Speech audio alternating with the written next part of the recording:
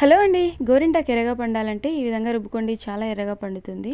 దీనికోసం ముందుగా ఒక స్టీల్ గిన్నె తీసుకొని ఇందులో ఒక చిన్న గ్లాస్ వరకు వాటర్ యాడ్ చేసి కొద్దిగా టీ పౌడర్, కొద్దిగా బెల్లం, ఒక 3 లవంగాలు, కొద్దిగా చింతపండు వేసి ఈ విధంగా బాగా మరగనివ్వాలండి. ఆషాఢ మాసంలో గోరింటాకు పెట్టుకోవడం వల్ల అరిష్టాలనేవి తొలగిపోతాయి. చాలా మంచిదండి.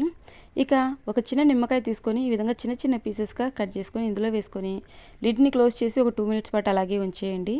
ఇక గోరింటాకు తీసుకోవాలి. ఇది మిక్సీ జార్లో వేసుకొని మనం తయారు చేసినటువంటి లిక్విడ్ని కొద్ది కొద్దిగా యాడ్ చేసుకుంటూ మిక్సీ పట్టుకోండి. మరీ లూజ్గా కాకుండా మనం డిజైన్ వేయడానికి అనుకూలంగా ఉండేలాగా మిక్సీ పట్టుకోండి. ఇక సింపుల్గా చింతమామలు అయితే వేస్తున్నానండి. మీకు నచ్చినటువంటి డిజైన్ వేసుకోవచ్చు. ఆషాఢ మాసంలో గోరింటాకు పెట్టుకోవడం వల్ల అరిష్టాలు తొలగిపోవడమే కాకుండా చాలా మంచి జరుగుతుందని పూర్వం నుంచి పెద్దవాళ్ళు నమ్ముతారు. సో ఈ విధంగా మీరు రుబ్బారంటే చాలా ఎర్రగా పండుతుందండి.